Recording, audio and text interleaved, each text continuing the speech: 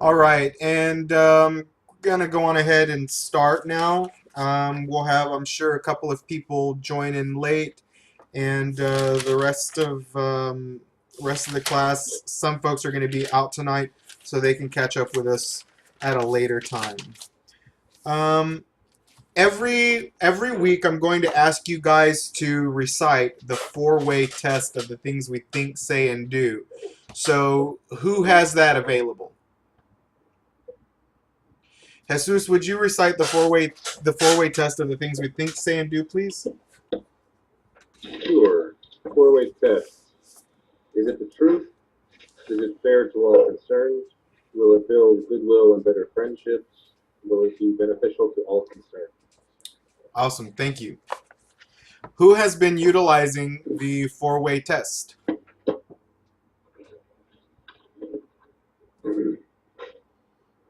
Oh yeah. Everyone. Linnell, can you tell me a little bit about how the four-way test has helped you over the last couple of days? Yeah, sure. Can you hear me? I can hear you well. Okay. To me, the Fourier test helped me more so to become a little bit more grounded, a little bit more aware. It helps me to discern things. But like I said, overall, it helped me become a little bit more grounded in my life. And I guess you could say I can go through the day with a little bit more of a smile and with some more knowledge. Awesome, thank you. So, you all, one of the things that I want to talk about today is going to be confidence. We're going to be getting into our second journal, and you guys have already been working in that one, and that it was with your core values. I received core values from everyone so far. There are a few who have not turned in their assignments yet, so I'm still waiting for those assignments. If you can, please, if you're catching up, please have your assignments in before next week's class, okay? For any of you that are behind. Um, for those of you that did turn in your core values, they were absolutely beautiful, and I'm going to ask each one of you to share them with the group tonight. So, George, would you go on ahead and share your core values with us, please? Sure. Do you want the Latin also, or just the regular? Just the regular, please. Okay. The five that I related to the most were compassion, service, constant learning, speculation, and community. She got her period, I got my period. We just be living together. What was that? I don't know. What was that? I don't know who that was, but hi, how are you? Oh, that was Linnell. Okay. Compassion, serving others, constant learning, to speculate, and community. Um, Wonderful. Todd, can you give everybody yours? Yep. My five true values are build, learn, sense, realize, and energy flow. Those are awesome. Did everybody get those? Build, learn, sense, realize, energy flow. Very beautiful. Frank, while we have you on, what are your five core values? Hold on, you know the man just a minute. Go. Kind of running, kind of crazy here. Jesus, share with us your five core values.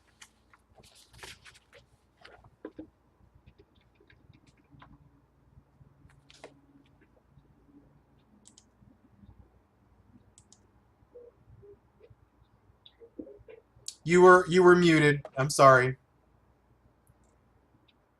Oh, gotcha. Mine were respect, permission, imagination, knowledge, and love. Beautiful, beautiful. All right, Frank. Hey, improve, synthesize, adapt to voting. Uplift. I'm sorry. What was the last one? Uplift. Ah, uplift. Okay. Did you change it at the last minute? Yeah, I'm going off my master sheet. I did change it. Yeah, I did. So is it uplift or inspire? It's uplift. We'll go with uplift. Okay. And Linnell?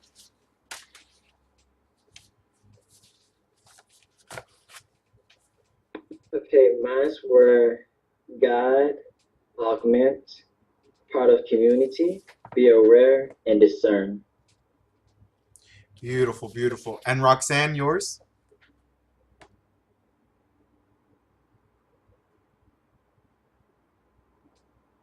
I think Roxanne and Frank froze up because they're looking at me with blank stares on their face. It looks frozen. They're robots. Okay. So, you guys. Hey, Sammy. Over there. Oh, sorry.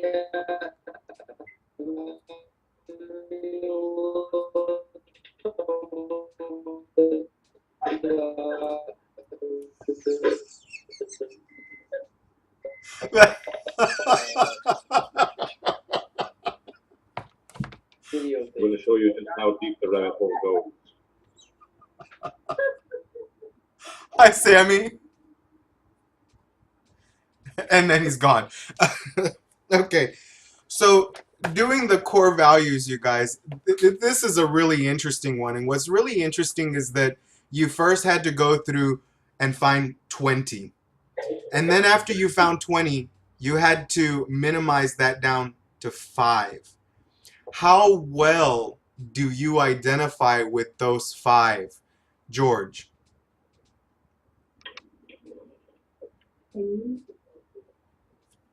You're on mute again. Hold on.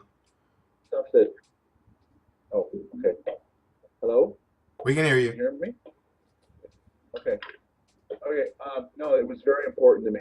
A sense of community, learning, and also, the ability to speculate has always been something I've appreciated in my life. So it was very strong.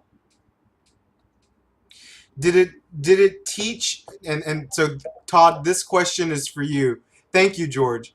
Todd, this question is for you. Did it teach you anything new about yourself? Well, it taught me how much I wasn't really self-aware. Okay. It was a really good exercise And I'm because muting a everybody. lot of the stuff. Can you hear me? I can hear you. Okay, good. The just going through the exercise in general helped me clear away a lot of the stuff that I would have thought were values, but were shoulds or obligations. Really helped kind of clear all of those away to see down to the core of what moves me.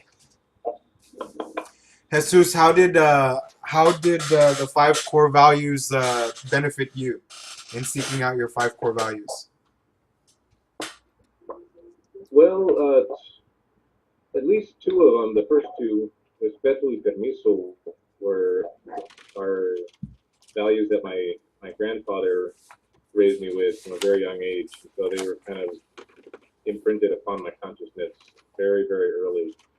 And so it was a really great way to reflect on that, reflect on his teachings, kind of, the wisdom of the ancestors, all that good stuff, and kind of apply it to my own life, my own philosophy. And the other 3, well, and love too. My last one there was another thing that he brought me up with, but the way that he expressed it, as the recognition of the spark, the divine in others was another thing that was a teaching that is very integral to our family's spirituality and religion. And so again, it was really great to kind of reflect upon these things, kind of apply them to again my own context, everything, have adapted them or realize how they've adapted or shaped my life. And then knowledge and imagination are two things that are critical to me. I would say they are at the core of who I am. Thank you for sharing with us. Folks, in this course, what you're taking is the foundations of what you want to become, and that is an ethical conjure practitioner, an ethical conjure doctor. That's what you'll strive for at the end of this. Your core values are the things that are going to create the foundation for your practice. Think about these 5 core values. In some time, they may change. You may have to do a reflection of your 5 core values. And you might say, this one is not so important anymore. This one may have been triumphed by this one. Think of similar words. Think of knowledge and education. You might have knowledge now, but knowledge may change to education. Okay? You might have learning, and you might have student. They sound very similar, but they're 2 different things.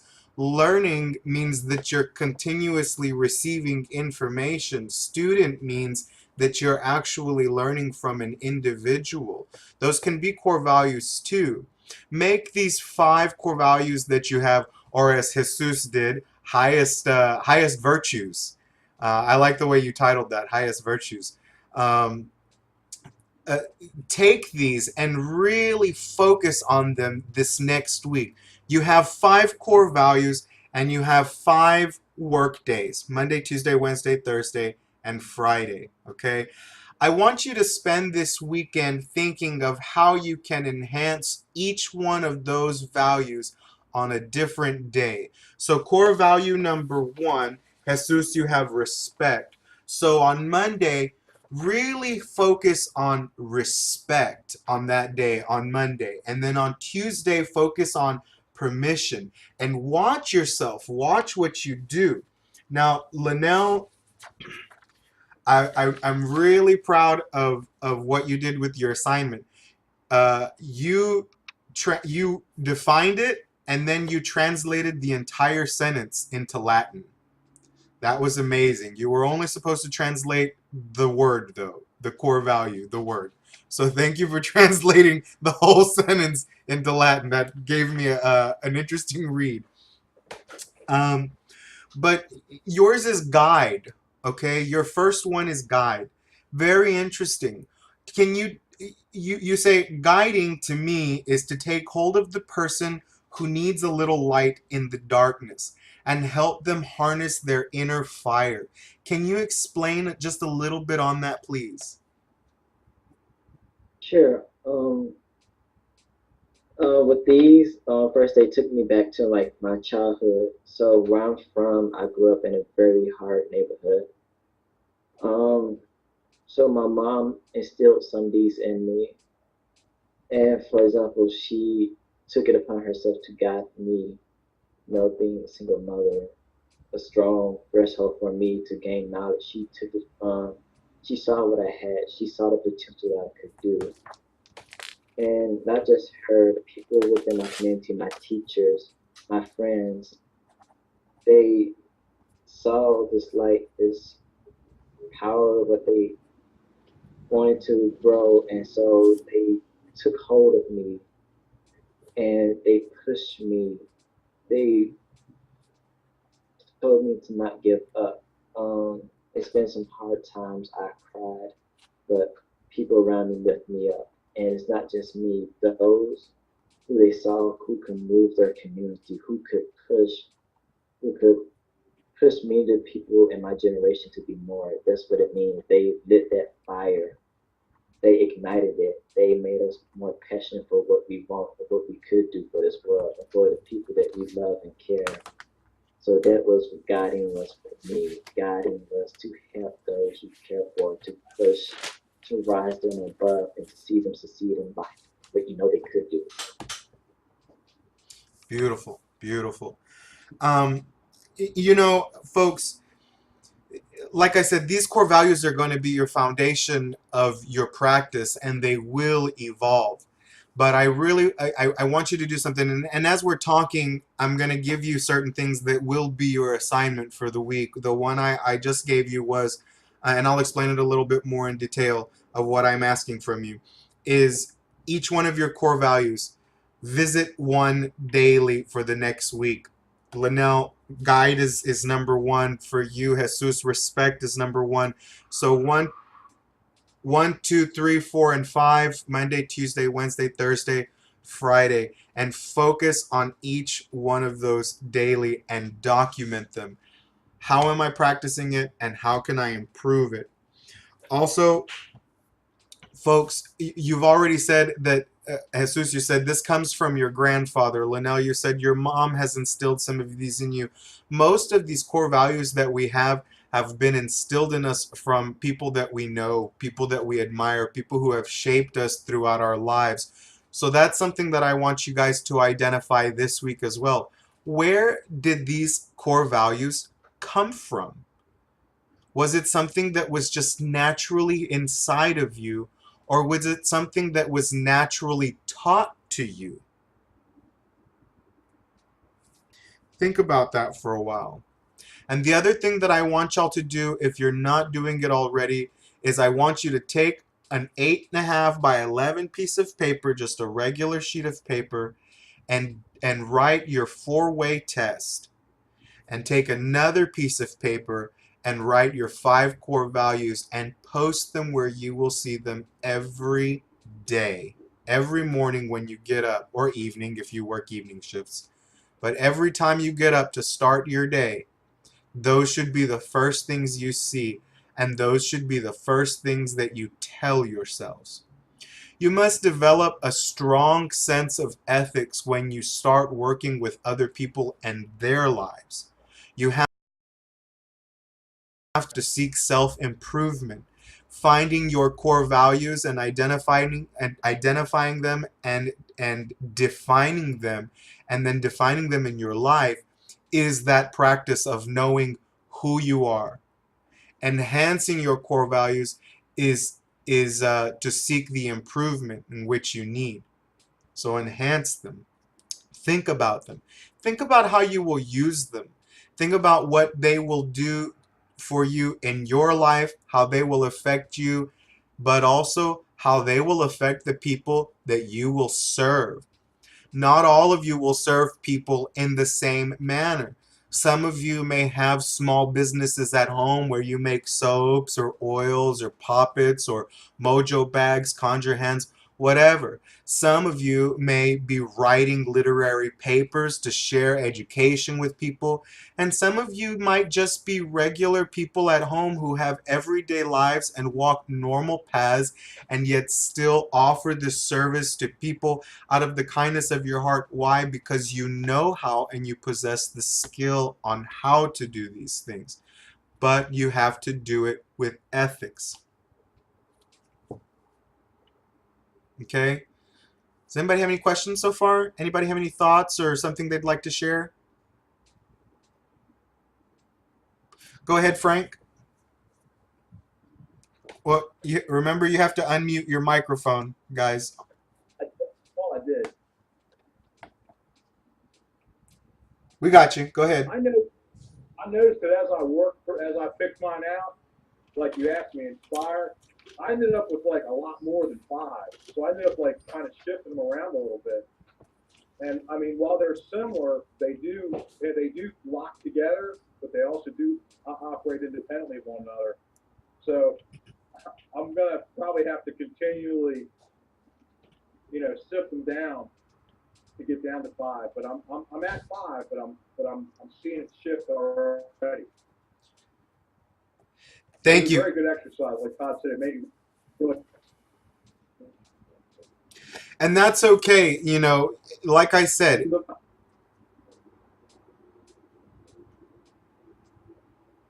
I think we're having a little connection problem with Frank. And that's okay. Like I said, they're going to shift. They're going to move around. They're going to evolve. Naturally, that's the way things are going to happen. As long as you implement these things, and they're going to grow more than 5. You might not have only 5. You might get up to 20. But right now, you want to focus on 5 strong pillars, okay? So, you have a lot of work ahead of you guys, all right? You've identified your core values, but one of the things I want you to do is also log into your magical identity journal and start figuring out, who am I? Who am I? That's a very big question to ask yourself, is who are you? And be truthful with yourself.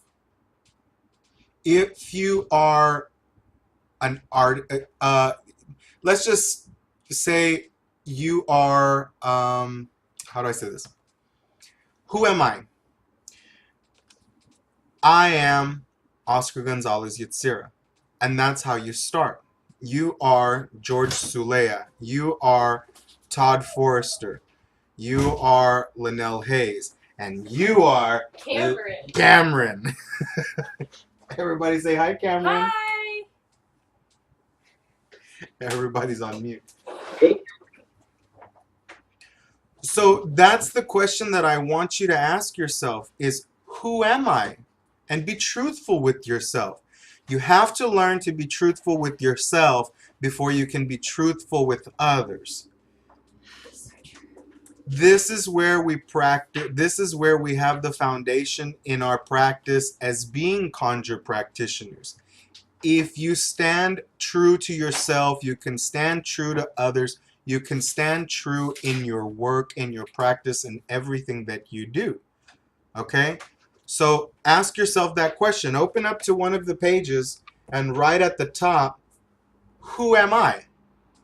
And then your first sentence should be, I am Todd Forrester. I am Linnell Hayes. I am Cameron Gibson. And then you go from there and write. And practice this daily as often as you can. It's going to get hard because you're going to run out of things to say about yourself, and that's very hard for a lot of people. People can just write about themselves all day long, but you will find that it will become very difficult to write about yourself in who you are. The other thing I want you to think about is, what is it that you want to do in your practice? What are you called to be?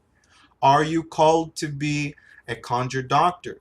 At the end of this course, all of you guys will be conjure doctors. But each one has their own specialty. Like I said, will you be the teacher? Will you be the document writer? Will you be the one that makes oils? Will you be the one that maps celestial charts? Every single one of you has a specific talent. It shows in your research papers that each one of you wrote some beautiful research papers. And the way you wrote them identifies each one of you in your characteristics. I'm just going to share this with you guys. George, when I read yours, you were the thinker. The way you wrote your paper, you put a lot of thought into it. You put a lot of numbers into it. You're very much a thinker. Okay?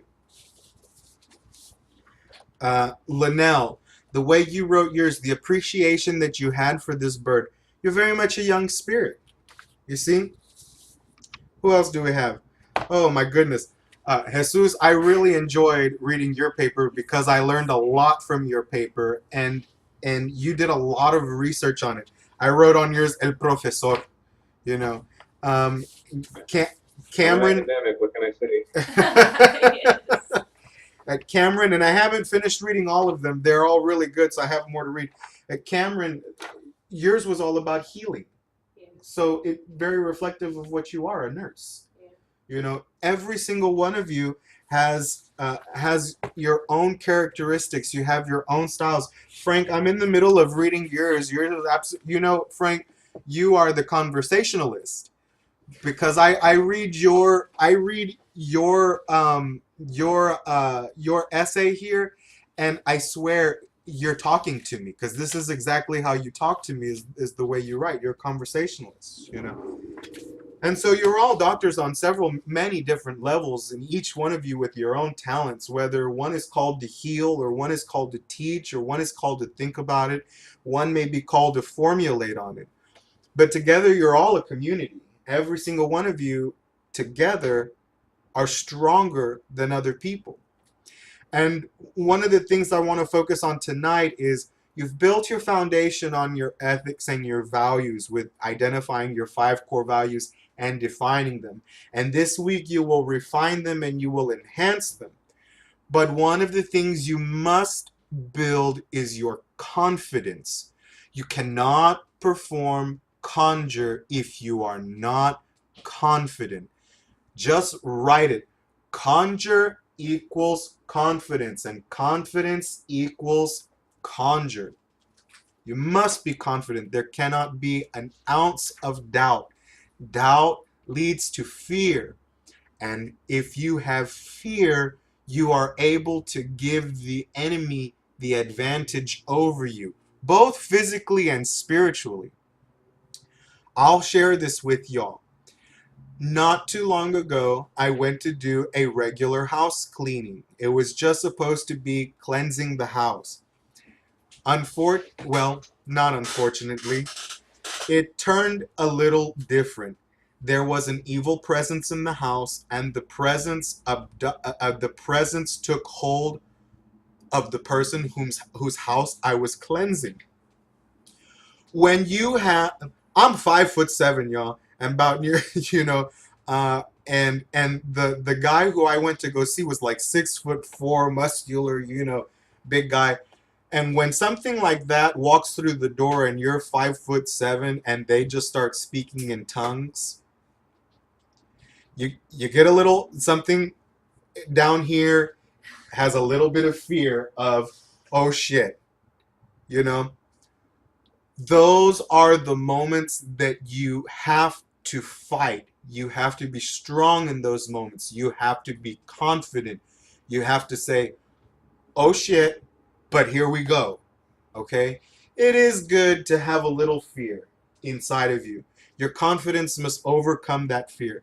There is a quote down the road that says, feed your faith and your fears will starve to death. It's a quote by one of my favorite artists here in Houston, Daniel Anguilu. Again, feed your faith and your fears will starve to death. And remember, we spoke about faith already once before. Faith is what allows manifestation to happen. You can't manifest anything without faith, right? So confidence. We'll talk about confidence.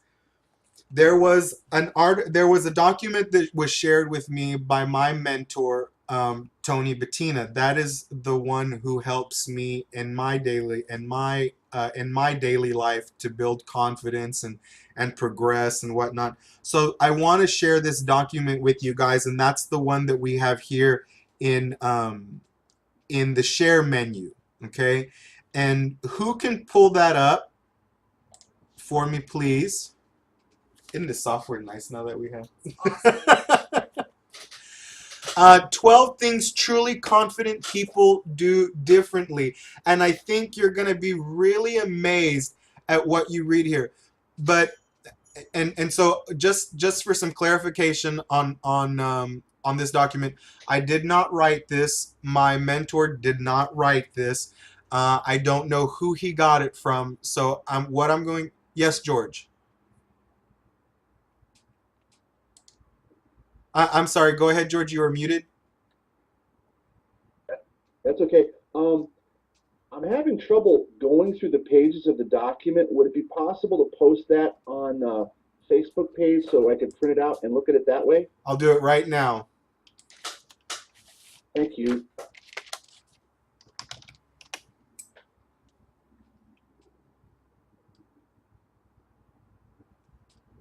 And also, just to advise, I'm in communication with Sammy and Nikki. They're having problems getting back into the room, and nobody can hear or see them. Hmm.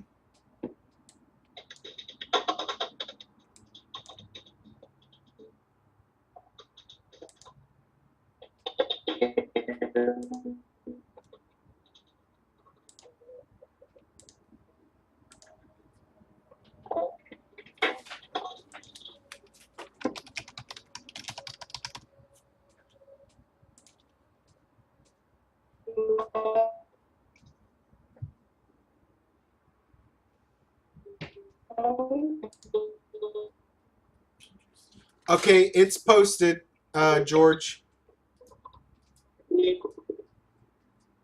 Thank you. Where happened everything? And I think we're, who all are we missing here?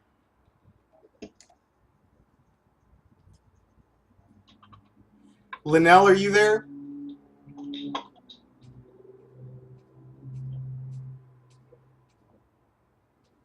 Okay. So George, you have you have it, right? Yep, I got it. Okay. So let me read this to you all now. And the document was posted to Facebook for those of you who can't pull it up on the bottom of the screen. So confidence takes many forms, from the arrogance of Floyd Mayweather to the quiet self-assurance of Jane Goodall.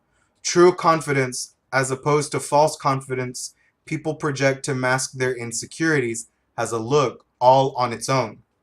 And this is very true. You'll find that in people that you see who are very confident. They stand out from people who are not. When it comes to confidence, one thing is certain. Truly confident people always have the upper hand over the doubtful and the skittish because they inspire others and they make things happen. Think about this, folks. Think about the practitioners that you know. Are they cocky or are they confident?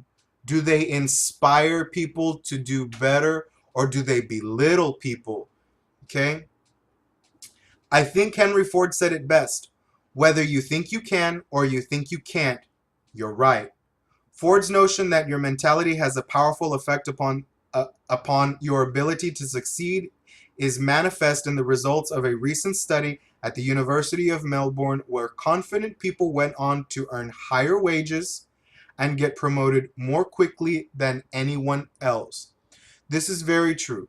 Any one of you who has been in the corporate world knows that the people who succeed the most are the ones who are confident. In my career, the ones who succeed are also the ones that are very confident. And in our career as doctors, confidence is what will make us or break us. Now, remember, there's a difference between cocky and confident. There are several practitioners out there, especially elders, who are very cocky. Those who say, that they're better than this, or better than that, or higher than this, or higher than that. That's not confidence. That's cockiness, and that's pride. And always remember that pride comes before the fall. Learning to be confident is clearly important, but what is it that truly confident people do that sets them apart from anyone else? So this person wrote, I did some digging to uncover the 12 cardinal habits of truly confident people so that you can incorporate these behaviors into your repertoire. Think about these. Please print out this document and read over these 12 things. Listen to what I tell you in this. 1, they get their happiness from within. How many of you are happy inside? How many of you get your happiness from your own self? Happiness is a critical element of confidence because in order to be confident in what you do, you have to be happy with who you are. People who brim with confidence derive their sense of pleasure and satisfaction from their own accomplishments. Listen, as opposed to what other people think of their accomplishments. They know that no matter what anyone says, you're never as good or as bad as people say you are.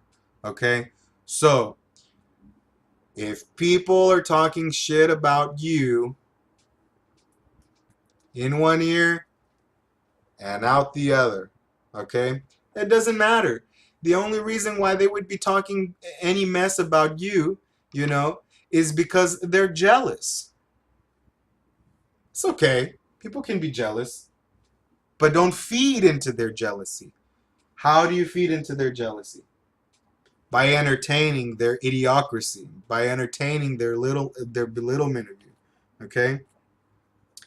They don't, number two, they don't pass judgment. Confident people don't pass judgment on others because they know that everyone has something to offer. And they don't need to take other people down a notch in order to feel good about themselves. Comparing yourself to other people is limiting. That's very important to remember, folks. That right there. Comparing yourself to other people is limiting. Now, look at all of you here. Every single one of you here. Do not compare yourself to each other. Each one of you, I already told you, is different. Each one of you possesses a strength that another one does not have. It doesn't mean that you should compare yourself. Todd says, George is a better thinker than me. You know, how can I be a better thinker? No, no, no, no, no. Don't think that way. Think, George is a great thinker. George, help me think through this. See, work with each other on your strengths and your weaknesses. This develops unity and it builds your community. Okay? Confident people don't waste time seizing people up and worrying about whether or not they measure up to everyone they meet. That's an easy one right there. I'm gonna read it again. Confident people don't waste time sizing people up. Okay? Don't waste your time sizing people up and worrying about whether or not they measure up to everyone they meet. You're not going to measure up to everyone you meet. You're not. Some of them may measure higher than you. Some of them may measure lower than you. You are all the same flesh and blood. You are all, I was about to bust into song. We are all precious in his sight. Jesus loves the little children of the world. but so you're not going to measure up to everybody, okay? But don't size people up either. That's rude. That's an aggressive behavior. You know, if I go up to Todd and I go, I'm just going to pick on some of y'all because I know y'all are creators too. And I go, you know, oh, Todd, well, I see you making this reversal oil, huh? Well, you know, what are you putting in that reversal oil there? No. That's sizing Todd up. You know, that's rude. You know, how would you go about it a different way? If you're a practitioner and you're a good practitioner, you say, Todd, I really admire your oil that you're making. I understand and I see that it's different than my oil. You know, if I share a little of my knowledge with you, would you mind sharing a little of your knowledge with me? You know, and then you're both sharing. You're not comparing, okay? You're sharing. You may take a little of my knowledge and I may take a little of your knowledge. And within taking that, you improve your oil. I improve my oil. You improve your soap. You improve your whatever you're making. But you learn to share. 3, they don't say yes unless they really want to. And this is something that a lot of us have a problem with, is saying no. That's a real big one, especially if you're going to start gathering your own clients. There are some people, you know, and you might say, oh, well, I need the money or I need this. Sometimes you got to say no to those people. Sometimes you have to say no to other things. For example, there are people who were in this class who had to drop out of this class because they had other commitments. Not because they couldn't handle the work or they didn't want to hang out with us or anything like that, but they had other commitments. And they had the confidence to say, hey, listen, I can't take this course right now. I have to work on this right now. That's beautiful. So they don't say yes unless they really want to. Research conducted at the University of California in San Francisco shows that the more difficulty that you have saying no, the more likely you are to experience stress, burnout, and even depression. Listen, and this is very important, okay? Stress, burnout, and depression. Every single one of you here, all of us, I wouldn't count on being, I'm not going to say any names, but I wouldn't count on Conjure making your ends meet for you. It's great to have a little bit of extra supplemental income, but we're not getting rich off of it. There's like 5,000 members in our community, and we're almost all of us broke. So none of us are getting rich off of it, okay? But we can provide a service, all right? So that being said, a lot of us have regular jobs that we do. Cameron, you're a nurse. Me, I work with homeless veterans. You know, some of you are full-time students, some of you are employed, some of you are hourly employees. It takes a lot of balance to provide a service and conjure work to people and maintain our own lives. So you have to learn how to say no to people, okay? Confident people know that saying no is healthy, and they have the self-esteem to make their no's clear. When it's time to say no, confident people avoid phrases like, I don't think I can, or I'm not certain. Me personally, I used to struggle with that. There used to be a lot of people that would say, can you help me do this? Can you help me do that? Can you come to my house and cleanse this? Can you come and do this? Can you come and do this? And, you know, for many, I would say, oh, yes, absolutely. And then for some, I would just find myself overwhelmed. And this would be my first response would be, I don't think that I can. And not, I don't think I know that I can cleanse your house. I can't. You know, it's okay to say no. They say no with confidence because they know, listen to this, guys. They say no with confidence because they know that saying no to a new commitment honors their existing commitments and gives them the opportunity to successfully fulfill them. That right there, my friends, is very important. To successfully complete what you're working on now, to successfully move on to something afterwards. That's the big thing. And take that into your practice. You're not going to start one working today and start another working tomorrow and you haven't completed the first working. Prep and work and complete the working that you're doing now and then move on to another one. There's nothing wrong with doing multiple workings or having multiple workings burn at the same time. Just pace yourself. Do what you can now. Also remember your energy levels too, okay? We put a certain amount of our personal intent and energy into workings. Don't drain yourself. If you're taking on more clients or more work than you can handle, it will drain your energy. It will lead to those things, stress and depression and other things, okay?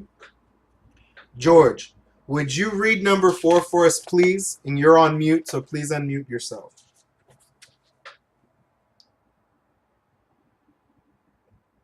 Wait. Okay, here we go. They listen more than they speak. People with confidence listen more than they speak because they don't feel like they have anything to prove. Confident people know that by actively listening and paying attention to others, they're much more likely to learn and grow. Instead of seeing interactions as opportunities to prove themselves to others, they focus on the interaction itself because they know this is a far more enjoyable and productive approach to people. Now, I'm going to call on one of you guys to elaborate a little bit on that. Todd, since you've been so quiet. They listen more than they speak.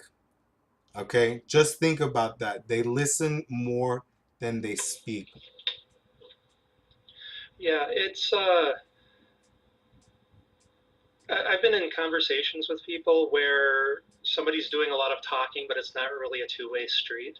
There's not an exchange or a sharing going on, and taking some time to listen and hear what the other person's trying to say and where they're coming from positions yourself to be more meaningful in how you respond. And you know, folks, when people talk a lot, and you'll notice this among several practitioners, they're always talking, and never listening, right? You have to sometimes wonder, what are you trying to prove? Remember, like this said, you speak less and listen more because you have nothing to prove. You have nothing to prove in what you're saying. A wise man is silent and a foolish man blabs a lot. Okay, that's from the good book, not word by word. I changed it up a little bit. But you got to think about that. You go into this practice in silence. You go in listening and learning. And not just that you should have your mouth closed all the time, learn to ask some questions too. Learn how to ask the appropriate questions. Listen to your tone. Be respectful. If it's an elder that you're asking a question from, ask the question in respect. Never be defensive or offensive in the questions that you ask. All right? And remember, no question is ever a silly question or a dumb question. If you feel too embarrassed to ask your question in a classroom setting or in front of others in a conversation, always sidebar the person. Always say, hey Todd, can I speak to you for a little bit over here? I just want to ask you a few more questions about what you were speaking with earlier. You know, it's just that easy. You know. Number 5, George, would you read number 5, and then who will volunteer to read number 6? Jesus, you got 6. Todd, you got 7. Linnell, you got 8, and Cameron, you have 9. So number 6. Number 5. Oh, number 5. Okay. They speak with certainty. It's rare to hear the truly confident utter phrases like, I'm not sure, and I think. Confident people speak assertively because they know that it's difficult to get people to listen to you if you can't deliver your ideas with conviction. Thank you, thank you. And I use the word Frank, can you elaborate on that just for a little bit? Speaking. Roxanne says, take the mic off mute. Yes, I can. I think you have to have a kind of a steady stream of thought of knowing what you're going to say and what you're going to do and who you are before you start speaking and what you're speaking about. You're going to come across as just a little bit wobbly. Yeah. Speak clearly. And you're going to use stuff like that because a lot of times, hey, some people have a lot up here, right? And it's very hard for them to process what's up here and put it out there. Not all of us are public speakers. All right? Not all of us took speech and debate in school and removed our fears of speaking in front of public people. But communicating clearly is key, okay? The thing that communicating clearly and having confidence is this: you're knowing what you're talking about. There are a lot of people who stumble on their words because they don't know what they're talking about, okay? And I know you've heard it. Somebody may be talking about the stars and the moon and the skies and astronomy, right? And they're just shooting you a whole bunch of BS, all right? And you don't know, you know? Maybe you have a question, and that's really where you can tell somebody's confidence level in what they're talking about, is when you ask them questions. It's one thing for somebody to present you something and read it out of a book. It's another thing for you to listen to what they're saying, comprehend it, and maybe you don't understand something, and you ask them a question. Ask them those questions. If they don't know, Their confidence should allow them to say, what? I don't know, right? I can't answer your question at this time, but give me some time so that I can do some research so that I can do some work, and hopefully I can have an answer for you. It might be something that you stump them with and they can go back to their elders and learn something, right? But don't let somebody give you misinformation. Don't let somebody answer you in a lie just so that they can protect their pride. Number 6, seek out small victories. Who has number 6? I do. So, number 6, they seek out small victories. Confident people like to challenge themselves and compete, even when their efforts yield small victories. Small victories build new androgen receptors in the areas of the brain responsible for reward and motivation. The increase in androgen receptors increases the influence of testosterone, which further increases their confidence and eagerness to tackle future challenges. When you have a series of small victories, the boost in your confidence can last for months. Thank you. Now, who haven't? Roxanne, can you elaborate a little bit on small victories? How is this good? Remember, we don't compete with each other, but small victories. I would say it's really good. The small victories are very good because it does boost your confidence. And when you have these small victories and you boost your confidence, it makes you a better person and it helps you, like it says, it makes your brain stronger and makes your brain learn and your brain actively expanding and moving and growing. Thank you for sharing. Listen, it's good to have small successes. It's good to have victories. Those of us who are formularies or alchemists know these things. Those of us who make soaps and oils and different products, how many tests have you gone through? How many recipes have you gone through to develop the perfect love oil or the perfect money oil? How many screw ups did you have to go through, right? To develop that one? How many recipes did you have to sift through to make yours unique from all the others so that somebody doesn't just go, well, I think you're just pouring Anariva oils into a bottle, you know? Those are small victories that we gain. And you should be excited for those victories. You should be happy that you figured out how to do something in magic and conjure. Now, the rest of you, when you share those things, be humble in how you share those victories. But for those of you who are fortunate to have those victories shared with you, you encourage your teammates, you encourage your fellow practitioners. Don't bring them down, you know. Don't question them or start to create doubt in what they were doing or in their success. That's wrong and that's counterproductive. You build them up. You say, congratulations in your success because you're partners, you're teammates in a community. You're all colleagues together. There is no comparing, you know? You create one oil, this person creates another oil, and that person creates an oil, and you all work together. You promote each other. Congratulations for making an oil. Let me buy some from you. Congratulations for making a soap. Let me trade you this oil for that soap. Whatever the case may be, but you promote each other. Hello? You support each other. Hello? Hello? Oh my gosh, I can finally connect. Thank you. I'm sorry. I'm listening. Okay. It's Nicole. Hi, Nicole. Okay. I'm gonna put her on mute.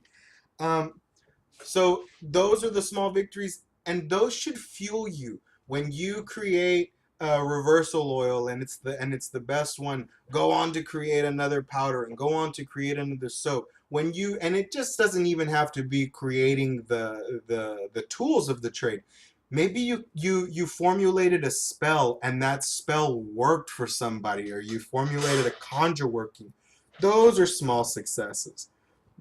Small successes can also be the people that you help. You know, those are great. You brought a troubled client out of something. You brought healing to a sick child, you know. Those are the small successes that you keep inside you, and those should drive you as well.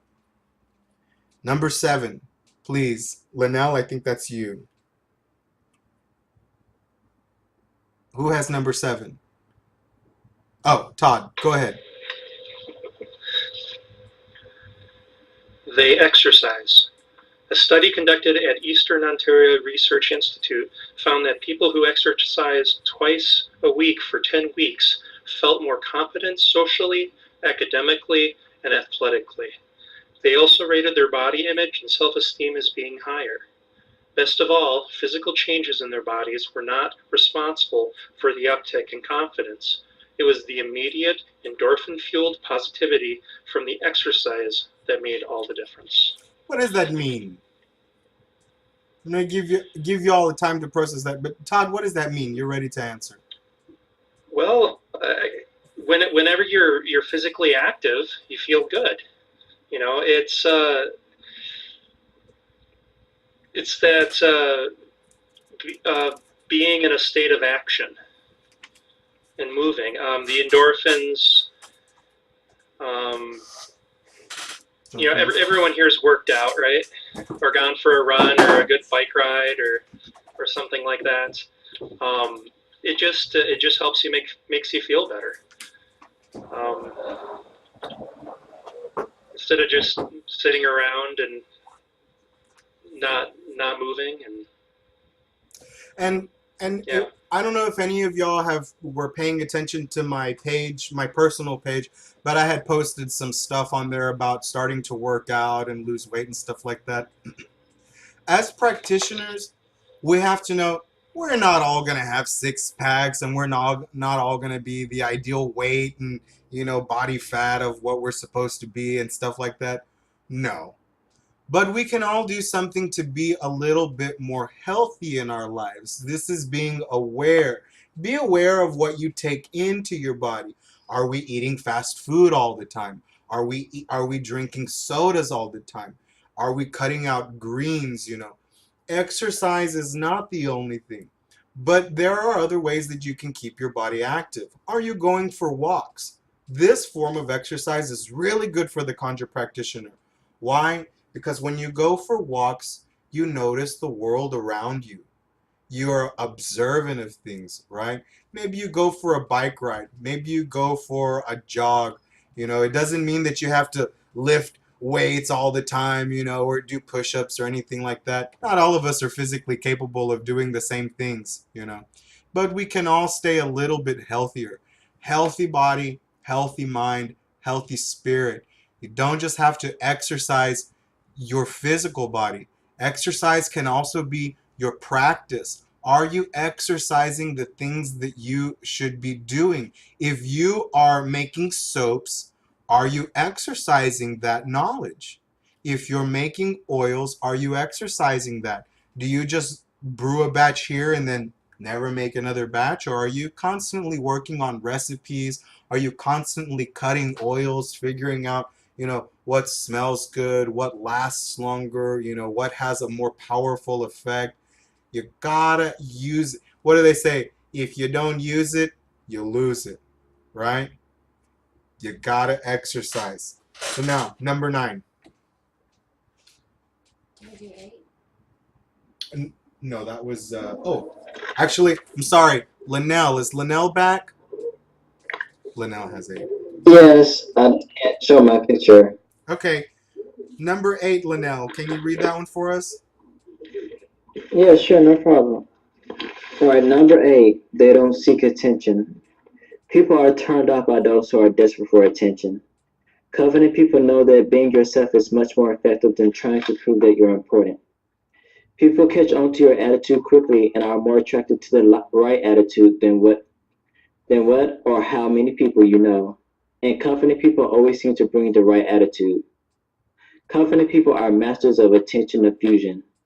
When they're being given attention for an accomplishment, they quickly shift the focus to all the people who worked hard to help them get there.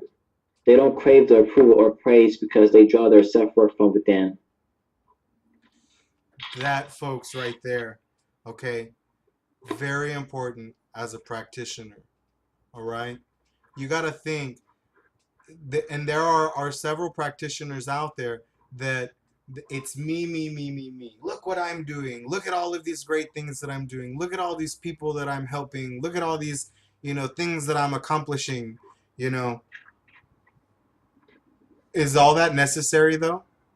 All of that ranting and raving, telling people, what does that do? It does nothing. You know, when we talked about this in our first class, service, right? Service is something you do in silence. Service is something you do from the heart, not because you should do it or you need to do it because you want to be seen. All right? We don't oh, here you go. We don't seek attention that way. We try to live very humble and reserved lives. All right? Now, many of you may go on to write books. Many of you may go on to own shops, or prosper in this industry. It's very easy to do that. Maintain your humility. Like this thing said, if you receive acknowledgement, remember, you're not the only one that did all the work. Yes, you did a majority of the work. You very much well did. But you got to give credit where credit is due. There are a lot of people who helped you. When people write books, and you look inside, they don't just say, this book is all because of me. I did all of the work to write this book. I did everything for this book and nobody else. No, they say, I want to thank my mom for encouraging me, or I want to thank God for giving me the strength, or I want to thank, my wife for putting up with me, while I'm writing this book. You give thanks, okay? Give thanks to each other. Go ahead, number 9, finally. Now. Number 9. They aren't afraid to be wrong. Confident people aren't afraid to be proven wrong. They like putting their opinion out there to see if it holds up, because they learn a lot from the times they are wrong, and other people learn from them when they're right. Self-assured people know what they are capable of and don't treat being wrong as a personal slight. It's okay to be wrong. It's natural for us to be wrong. It's arrogance for us. It's pride that keeps us from admitting that we're wrong. We've all exhibited that. We've all said, exhibited pride where, no, nope, I'm right. They're wrong. I know what I'm talking about. They don't know what they're talking about at all. No, we do that in our relationships. I'm guilty of that. I'm sure we're all guilty of that in our relationships, right? We get into arguments or disputes or whatever. No, my way is the only way, not your way, right? Frank, Roxanne, married couple on the screen. Yeah, right? We all have that in our relationship, and we will have that with each other, okay? Sometimes you have to learn to, agree to disagree. We may not see eye to eye on certain things that we're going to use in our practice. We may not agree on certain steps that we take and workings, We might not even agree on the type of workings, folks. Some of you may belong to the light, and some of you may belong to the darkness, and even that is okay. You have to know which master you serve, though. And you don't call each one or the other wrong. There is a balance. Again, you have to agree to disagree, okay? But you don't cut people down, If you're wrong, let me ask you, Jesus. How do you deal with someone who is wrong and cannot admit that they are wrong and you know that you're right? How do you address something like that? See, I really don't like confrontation and stuff, so I try to be very, I guess, like gentle about it, or kind of, for example, somebody says something about, I don't know, American history, we'll say, that's just completely incorrect, whatever. Okay, well, I mean, but there's this source that says that, or whatever. I can see where you're coming from there, though. I can, that kind of thing. So trying to not just come out and say directly like, no, no, no, that's bullshit, or anything like that. Well, except for, well, you know what? Except for when it's something like really, really, if you're using it for something terrible, like, well, this group of people doesn't deserve anything because they're lazy or something. It's like, excuse me, I don't know. So sometimes it's a little harder to keep it chill, but for the most part, yeah, it's just like suggesting a different way of looking at it rather than just stating it as no, this is the right way. So I guess encouraging critical thought rather than just giving an answer. Thank you very much for sharing. And in certain things, folks, you'll run into a lot of people who are wrong about things, okay? And some people exhibit pride or they become defensive because you call them out in a group setting. If we were all here, right, and I said something that was not true, right, and Cameron, she's sitting here and we're all together and she goes, no, no, no, no, no, you're wrong on that. This is how it is, or this is blah, blah, blah, or this is whatever, whatever, right? That could be a little embarrassing to me, you know? And I might get defensive and go, well, no, no, you don't know what you're talking about, crazy lady, no, and then we start stumbling on our words, and then next thing we're no longer friends and we're blocking each other on Facebook and we're talking mess behind each other's backs and stuff like that. No, no, no, no. Sidebars are always amazing, folks. Cameron says, Oscar, I noticed that you had mentioned this in class, and well, I know from my studies that it's this way, and it may be different in yours, but let's talk about this a little bit, and I can go, well, you know what? You're very much right. I did make a mistake. Help that person to admit that they're wrong. Show them their faults, but don't embarrass them. Okay? When you do something to that person's confidence when you embarrass them. You damage it just a little bit, and that small amount of damage can do something to a person, a practitioner even, So be respectful of how you engage with people. Now, there are people who are very much wrong, and they are what? They're doing this, and what you should do is, if there's no winning with this person, or if there's no showing them truth, or if there's no working with them, right, like this, and out the other side, out the other ear, or walk away. Don't entertain it, because if you start to entertain it, it becomes conflict, and conflict, that's not what we want. Okay, conflict does not endorse education. Conflict does not promote community and unity. Conflict does not promote sharing with each other in an educated fashion. Conflict just feeds ignorance and more ignorance and more ignorance, okay? Number 10, they stick their neck out. When confident people see an opportunity, they take it. Listen to that, folks. When confident people see an opportunity, they take it. Instead of worrying about what could be wrong, they ask themselves, what's stopping me? Why can't I do that? And they go for it. Fear doesn't hold them back, because they know that if they never try, they will never succeed. And failure is just a great way to learn. Take, for example, you taking this class. Not all of you were on the same level. Not all of you were masters at magic. This course was not intended for you to have 15 years of magic under your belt, or, be experts in the conjure, or know the difference between hoodoo and voodoo, which is still very questionable. We're not asking that, what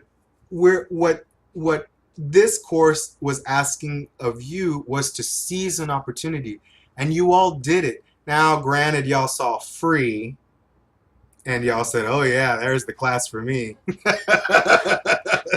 No, but you saw an opportunity, and you saw the challenge. You said, oh, wow, here's a list of things that I have to do in order to get accepted. Let me do it.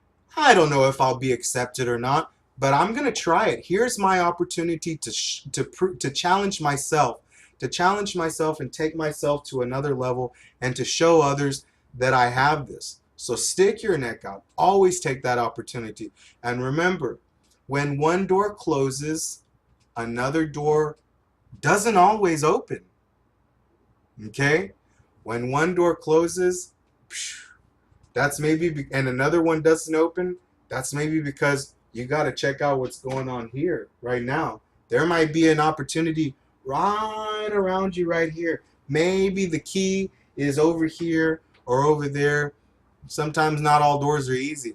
All right? Find your opportunity. Sometimes it's right here. They celebrate other people. Man. They celebrate other people. Nicole, are you on the line with us? I don't think she's there. Frank, they celebrate other people. I'm not going to read this just yet. Tell me about celebrating other people. To me, celebrating other people is basically kind of shoring up their strong points, maybe pointing them out to them, or maybe even taking some of their strong points into your own life or practice the way you view things, help further or maybe synthesize or possibly fortify what you have going on. So you can strengthen your own abilities by celebrating other people's successes as well as even failures to a certain extent, especially if they are willing to meet you on a sort of a level where it's like a gentle sort of, like as you said, it's a gentle sort of a transition. Thank you. They celebrate other people. Oh, go ahead, George. Also, real quick, if I could add in, they also like to share credit, so it builds confidence and community with other people, especially if you're working together on something.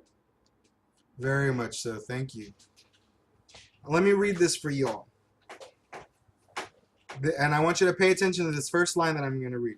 Insecure people constantly doubt their relevance, and because of this, they try to steal the spotlight and criticize others in order to prove their worth. Again, insecure people constantly doubt their relevance, and because of this, they try to steal the spotlight and criticize others in order to prove their worth. We all know somebody like that. We all know somebody like that. Okay? Confident people, on the other hand, aren't worried about their relevance because they draw their self-worth from within. Instead of insecurely focusing inward, confident people focus outward, which allows them to see all of the wonderful things that other people bring to the table. Praising people for their contributions is a natural result of this. So thank you, George, for sharing that last thought that you had with us. That confirms this. Remember, folks, praising people for their contributions is a natural result of this, okay? Again, we're all powerful people. We all have our strengths. We all have our weaknesses. Encourage each other to do better. If one of you is lagging behind, encourage that person to do better. If you're in a study group, and one of your teammates doesn't understand something, teach them and then encourage them to challenge themselves in what you help them learn. All right? Encouragement. And last but not least, number 12, they aren't afraid to ask for help. That's a big one. That right there, when you're not afraid to ask for help, you're beginning to remove your ego. It's good to have a little bit of ego, okay? But don't let that sucker grow out of control. You gotta trim the bushes back a little bit, okay? Confident people know that asking other people for help won't make them seem weak or unintelligent. They know their strengths and weaknesses, and they look to others to fill the gaps. Look at each other. Look at everybody. Everybody look at each other. Okay? Look at each other and listen to what I'm telling you. They know their strengths and weaknesses. Y'all aren't looking at each other, Todd. Look at everybody. They know their strengths and weaknesses, and they look to others to fill the gaps. Okay? They also know that learning from someone with more expertise is a great way to improve. Those two sentences, folks, that's this class right here. Everybody here. You look toward... George is looking kind of disgusted. you, you, you look at all of you here. Y'all are each other's strengths. And you exhibit that in the way you write. Okay? One of you is a researcher. One of you is a speaker. One of you is a thinker. One of you is an alchemist. One of you is a healer. Get ready, because as this class goes further in its first semester, y'all's last assignment will be for all of y'all to work together on one assignment and see it through. And that's going to be a challenge because none of y'all live in the same area. You're going to have to work together. You're going to have to think together. You're going to have to do research together. Okay? But you'll do it together. Not one of you greater than the other. Again, each one of you has a strength. Y'all will all enhance on y'all's strengths, and y'all will all enhance each other's weaknesses. All right? There's more to the 12 things that confident people do. Now, the document is now on Facebook. I want you to look at those 12 things. Practice those 12 things. Think about those 12 things in your magical identity workbook and go one by one. Okay? One by one, and ask yourself the question, am I speaking with certainty? Am I sticking my neck out and seeking opportunities? Am I speaking just loads of crap? Do I admit when I'm wrong? Do I ask for help? All of those things, okay? There's a lot of work that's going to start happening as we move further. It's going to get very tedious, okay? Part of your assignment that I want you guys to do for next week as well is write your oath of perseverance. The road is going to get...